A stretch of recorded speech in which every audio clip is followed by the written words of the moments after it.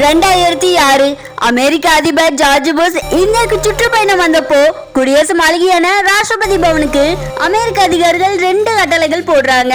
ஒன்னு, உங்க குடியரசு மாளிகையில இருக்கிற பழைய சிகப்பு கம்பளத்தை எடுத்துட்டு எங்க தலைவர் நடந்து வர்றதுக்கு புது கம்பளம் போடணும்.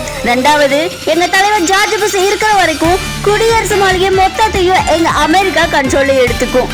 இதுக்கு பிரதமர் மன்மோகன் சிங் சரின்னு சொன்னாலும் கூட, ஆனா ஒரே ஒரு மனுஷன் மட்டும் ஒத்துழைக்க மாட்டேங்கிறாரு. இது பழைய கம்பளமா இருந்தாலும் கூட பல நாட்டு தலைவர்கள் நடந்து வந்த கம்பளம்.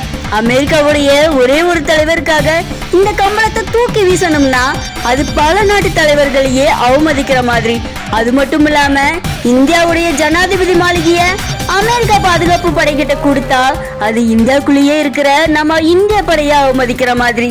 மதிப்புக்குரிய அமெரிக்க அதிபர் ஜார்ஜ் புஷ் அவர்கள் இந்தியாவுக்கு வரலைனாலும் பரவாயில்ல, இந்த 2 விஷயத்துக்கும் நான் ஒத்துழைக்கவே மாட்டேன்னு அந்த டைம்ல விட்டு கொடுக்காம பேசினவர் தான் இந்த ஜனாதிபதியா இருந்த APJ அப்துல் கலாம் ஐயா.